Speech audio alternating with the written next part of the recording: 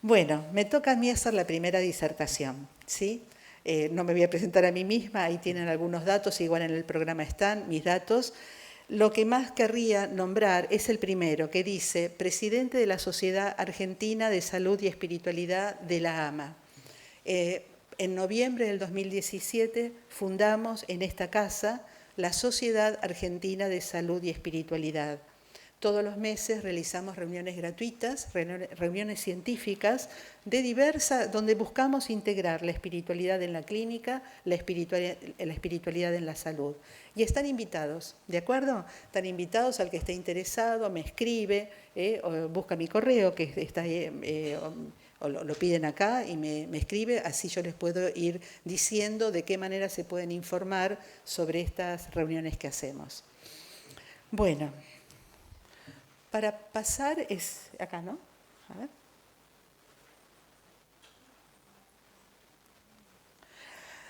Yo voy a hablar del modelo Vigo psicosocio-espiritual desde la psicoterapia ontológica, o sea, de cómo podemos abordar en uno mismo y en los demás con un pensamiento complejo que invite esta multidimensionalidad, un abordaje bio, psico, social, cultural, axiológico, espiritual de la persona. Y esto, lo que voy a decir, va a ser desde el encuadre de la psicología ontológica.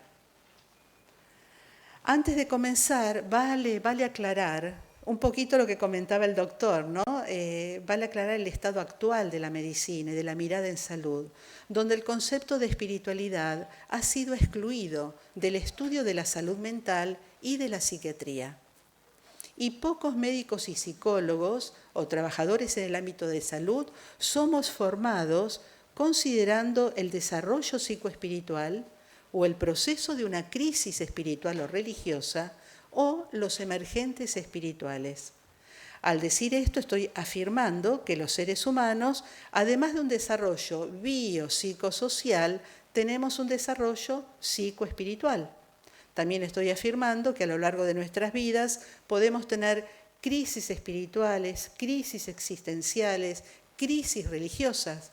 Y también estoy afirmando que hay algo que se llaman emergentes espirituales, que habitualmente no es considerado en el estudio de la medicina ni de la psicología en general. Para muchas personas, la espiritualidad es terreno exclusivo de las religiones y tradicionalmente el concepto de espiritualidad se asimiló al concepto de religión. Pero esto no es así, ya que todo ser humano tenemos espiritualidad, seamos o no practicantes religiosos. No es el tema de esta charla, porque fueron temas de hace 10 años que venimos hablando de esto, de otras charlas, pero es importante diferenciar la religiosidad, ¿no? El comportamiento religioso, que para una persona espiritual la religión puede ser la vía regia para el desarrollo de la espiritualidad. Pero hay muchas personas espirituales que son muy espirituales, que son agnósticas, que son ateas, pero encuentran el desarrollo de su espiritualidad desde otras vías, que esto lo desarrolló mucho Viktor Frankl, ¿no? Desde el amor, desde el servicio, desde el arte, desde la creatividad. Entonces, es importante separar espiritualidad y religión. Hay muchas personas que son lo que la antropología religiosa denomina homo religiosus, y son personas que necesitan abrevar en lo sagrado, en la religiosidad, pero hay muchas que no, y esto vale diferenciarlo. La dimensión espiritual es una dimensión inmaterial. Es un poquito lo que sentimos cuando hicimos esos segundos de silencio, ¿no? Es una dimensión vivencial, inmaterial. No lo podemos percibir por los 5 sentidos externos. El espíritu no podemos tocarlo, olerlo, agarrarlo, verlo, ¿de acuerdo? Pero sabemos que produce un dinamismo, que es la vida, es el hálito de vida, produce un dinamismo que se va a expresar en el cuerpo como vida y en la psique. Por eso propongo una mirada del ser humano multidimensional, donde al menos tenemos 3 dimensiones. ¿Por qué digo al menos? Porque diferentes líneas espirituales van a hablar de 5 dimensiones, de 7, de 12, pero de esta línea de trabajo tomamos solamente estas tres. ¿Por qué? Porque son las que fenomenológicamente aquí y ahora podemos percibirla. Todos podemos percibir que tenemos una dimensión física, que es nuestro cuerpo, que es la que más ha estudiado la ciencia occidental, de la que se ocupa específicamente la medicina. Todos tenemos una dimensión psíquica, que es esa más sutil, que no tiene una corporeidad, pero es esa más sutil donde empezamos a decir, no, así soy yo, o fulano es de esta manera, y piensa tal cosa, o su comportamiento. Eso ya es parte de lo que vamos a ver como dimensión psíquica. Para nosotros la dimensión psíquica es una dimensión relacional. El psiquismo se construye en la relación con los otros, desde que un bebé nace, y algunos autores también lo consideran desde el vientre materno, en cuanto si ese bebé es deseado o no deseado, amado o no amado, pero es claro que cuando un bebé nace empieza a construir su identidad en el vínculo con la madre, luego con el padre, en la matriz vincular de su familia. Pero esto sigue toda la vida. La dimensión psíquica es esa que entendemos como mente, mente consciente, mente inconsciente, las funciones psíquicas superiores. Va a ser la sede de nuestra identidad, de nuestras creencias, de nuestros valores y de nuestro sistema de creencias. La dimensión espiritual es una dimensión inmaterial, es la fuente de vida. Para los creyentes va a ser esa dimensión que nos conecta con Dios, como cada uno lo considere. Pero para los no creyentes es esta fuente vital, esta fuente que sin ella, un ser humano cuando muere, bueno, algo se va, que es lo que le daba el hálito de vida. Esta dimensión ha sido considerada en todas las tradiciones de sabiduría. Ha sido llamada Chi en China, Ki en Japón, Prana en la India, soplo de vida por los hebreos, verbo por los cristianos. Y nuestra intención es introducirla ya en el concepto de salud y o enfermedad, pero desde una mirada integral. El ser humano somos una unidad. Somos, desde mi mirada, somos esencia, somos espíritu manifestados en estas tres dimensiones. Hice lío, ¿no?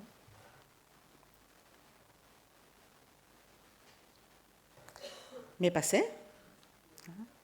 No. Decíamos que el ser humano es multidimensional. Tenemos un cuerpo, una psique o alma y un espíritu. Para la psicología, la dimensión psíquica es tenida más como psiquismo. La psique, ¿qué es? Es el conjunto de fenómenos psíquicos que constituyen la personalidad. Desde la espiritualidad o la religiosidad más se denomina alma, que la podemos considerar como el espíritu individualizado. Viene del latín anima, del griego psique. El alma o el psiquismo se conecta con el cuerpo. Hay un eslabón que son las emociones. Entonces el alma o el psiquismo en su parte más densa se conecta con el cuerpo a través de las emociones. Las emociones es ese eslabón que tiene de sutil como el psiquismo, pero necesariamente se expresa en toda la manifestación corporal de cada una de las emociones. Y también la psique se comunica con el espíritu con otro eslabón, que es la conciencia. Conciencia escrita acá con ese C, no la conciencia del estar consciente de la función mental, que es solo con C. Podemos estar dormidos, vigiles, conscientes, que es cuando ya tengo que ir al trabajo, tengo que hacer tal cosa, la conciencia es intencional, empiezo a dirigir mi estado de vigilia hacia lo que debo que hacer, pero acá estoy hablando de esa conciencia despierta, que es cuando empiezo a tener conciencia de mí, cuando empiezo a tener autoobservación, cuando empiezo a hacerme responsable de mi vida, de quién soy.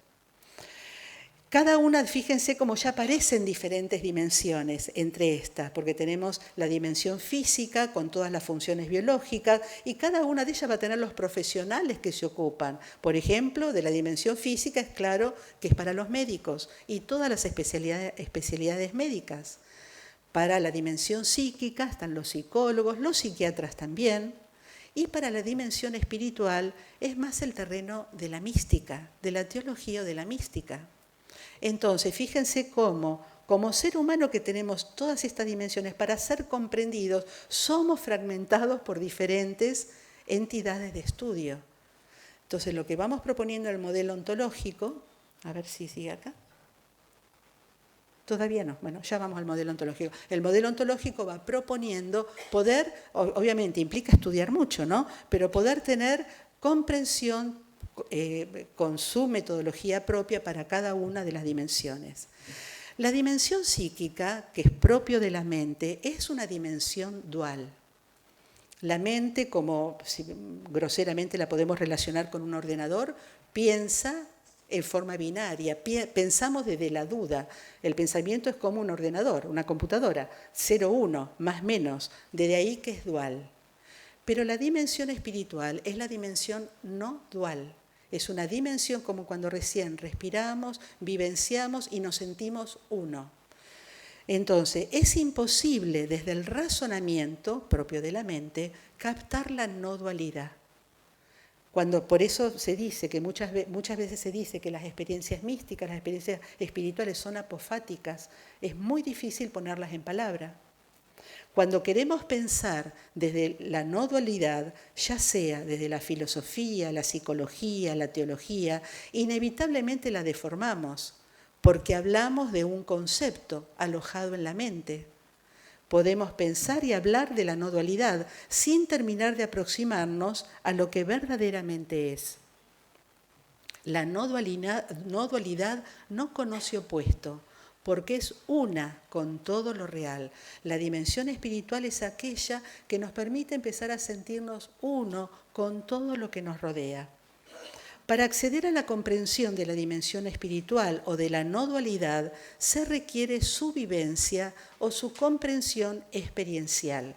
Con esto no quiero decir que no es válido razonar, es una función maravillosa nuestra capacidad de razonar, pero para evolucionar espiritualmente necesitamos atrevernos a la vivencia. Después razonaremos, después lo tamizaremos por nuestro sistema de creencias, dimensión psíquica, pero poder vivenciar esa dimensión espiritual es atrevernos a sentir cada vez más profundo en nuestra interioridad.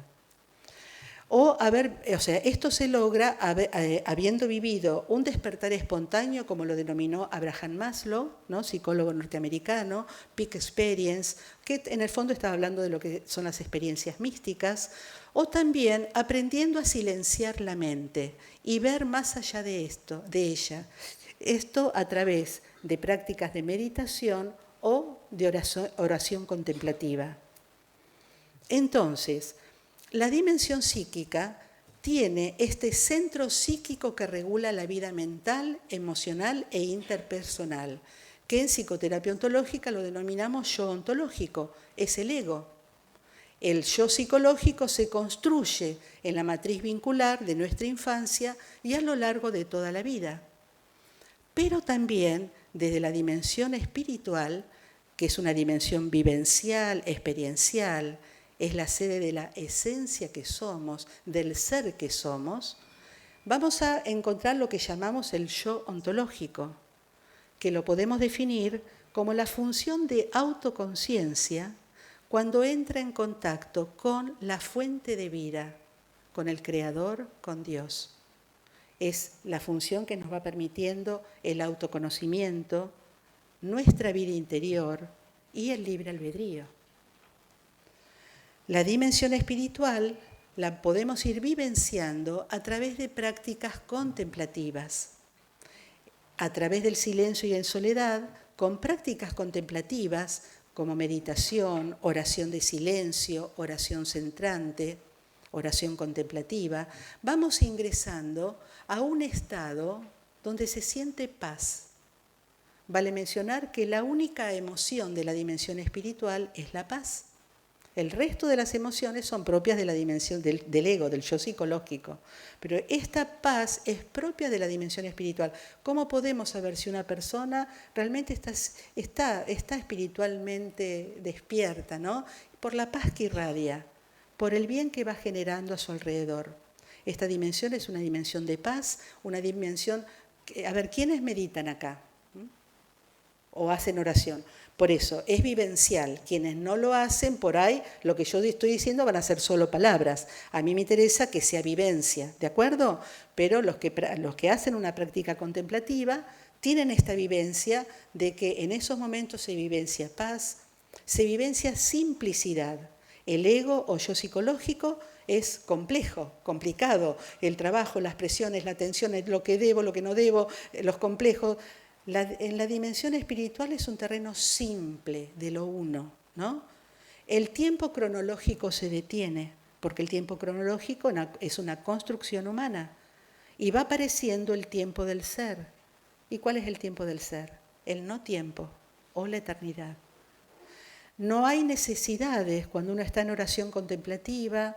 Disminuyen las necesidades, lo que me permite, si voy integrando mi ego, que es lo que buscamos en psicoterapia ontológica, integrar el yo psicológico al yo ontológico, cada vez ir despojando más de todo aquello que no es necesario para mi esencia, para lo que mi ser debe hacer en el mundo. Es la dimensión de la verdad vivencial, lo verdadero sentido en el corazón profundo, de la sabiduría, o sea, del conocimiento, del saber, pero impregnado de amor, de la dimensión de los valores, del bien, de la bondad, de la belleza, del amor puro, de la felicidad sin conceptos, sin divisiones en la mente. ¿Cómo nos damos cuenta que una persona se va abriendo a la dimensión espiritual? Esto es interesante para uno o para cuando tenemos un paciente. O sea, hay personas que tienen una conciencia física y no lo saquen de cosas concretas. Nos damos cuenta por el lenguaje. Le importa el dinero, el trabajo y el seguro. Y hay personas que ya van teniendo una apertura de conciencia a lo psicológico. Y estas personas, además de lo necesario para la sobrevivencia del cuerpo, se empiezan a interesar de los vínculos, de la armonía en los vínculos, de que es más importante cómo me llevo con los otros, cómo estoy en el trabajo para sentirme bien. Y hay personas que no se abren a la dimensión espiritual. Y esto es bueno ni malo, esto es necesario saberlo, porque es evolutivo. Y hay personas que sí se abren a la dimensión espiritual, su conciencia se abre. ¿Y cómo nos damos cuenta?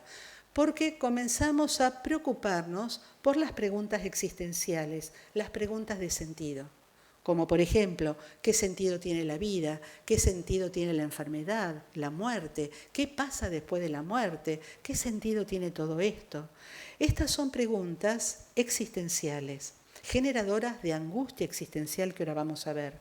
Entonces nos damos cuenta que una persona empieza a abrirse, o en uno mismo, a la dimensión espiritual porque comenzamos a inquietarnos por estos contenidos. Cuando surgen estas preguntas es debido a que la conciencia ha trascendido los límites del yo contextual, ubicado en un tiempo y espacio determinado. En esta etapa suele acompañarse la angustia existencial. La persona, pensemos en un paciente, siente angustia aparentemente sin motivos y no sabe explicar su origen, pero nosotros escuchamos que está preocupándose por las grandes preguntas. La angustia, vamos a ver qué es la angustia existencial. Al principio yo hablé de emergentes espirituales. La angustia existencial es uno de los emergentes, ¿de acuerdo? La angustia es una emoción propia del ser humano. Como definición, es un estado emocional de carácter displacentero que se acompaña de diversos síntomas somáticos y puede aparecer de manera espontánea o como respuesta a situaciones amenazadoras o traumáticas. La angustia es una emoción secundaria que se construye en el bebé desde el momento en que las otras personas significativas se incorporan a su realidad psíquica, ya sea como representaciones mentales de personas significativas o de día vincular. Cuando hay conflicto entre la realidad psíquica y la realidad objetiva, o sea, entre el deseo y sujeto, se siente angustia. Todos habrán escuchado de la angustia del 8º mes, y es cuando el bebé ya internalizó la representación mental de su madre y se angustia cuando la mamá no está. Me estoy refiriendo a esto. Pero esto se da después con todo lo significativo para nosotros. Cuando yo deseo algo y eso no se va dando, me va generando angustia. En el yo organizado, todas las necesidades vinculares, afectivas, morales, sociales, en su relación con la realidad, son generadoras de angustia. La angustia existencial surge ante el conflicto entre el deseo o necesidad de trascendencia y las dificultades para satisfacerlo, la necesidad de respuesta a las preguntas existenciales. ¿Qué quiero decir? Cuando nos abrimos a la dimensión espiritual y aparecen las preguntas de sentido, estas preguntas no tienen respuesta. O sea, ¿qué pasa después de la muerte? ¿Por qué me enfermo? ¿Por qué se murió un nene de 8 años? Estas preguntas no tienen respuesta. Cada uno le va a ir dando sus respuestas desde su dimensión psíquica, desde su sistema de creencias. Si la persona abraza una religión, desde su cosmogonía va a tener todas las respuestas. Pero por ahí una persona no abraza una religión y esa angustia existencial, como no tiene respuesta, son cosas que propias de la existencia, no las sabemos. Desde ahí viene la angustia existencial, ¿de acuerdo? Es muy importante detectarla, ¿por qué? Porque si la angustia existencial no es contenida, no es de ahí el acompañamiento ontológico, ¿no? Uno puede acompañar un sacerdote, un pastor, ellos acompañan estas angustias desde sus cosmogonías, ¿no? Pero si esa angustia no es canalizada, puede dar lugar a lo que llamamos sufrimiento existencial. Imaginemos una persona que acompaña a su madre, a su padre con una enfermedad crónica, crónica que la lleva a la muerte, pero 1 año, 2 años, y con esta angustia existencial sin respuesta, se le puede dar lugar al sufrimiento existencial que se caracteriza de falta de alegría existencial, sensación de un profundo vacío, angustia, cansancio vital, vivencias de desesperanza, pérdida del sentido de la propia vida, incluso ideación suicida, y está directamente relacionado al vacío existencial. Fíjense cómo es muy parecido al trastorno depresivo. Lo que está puesto en coloradito son síntomas que se pueden confundir con un sufrimiento existencial. Es más, pueden darse los dos juntos. Volviendo a este ejemplo, esta persona acompañando a un familiar en forma de mucho tiempo, por mucho tiempo, en forma crónica, puede además tener un estado depresivo. Lo importante es saber que un estado depresivo va a necesitar tratamiento psicoterapéutico y o psicofarmacológico, y el sufrimiento existencial no, va a precisar un acompañamiento espiritual o un acompañamiento ontológico. La psicoterapia ontológica o el acompañamiento ontológico viene de ontos, ser, logos, conocimiento. Propone un modelo y un trabajo psicoterapéutico que integre las 3 dimensiones, física, psíquica y espiritual.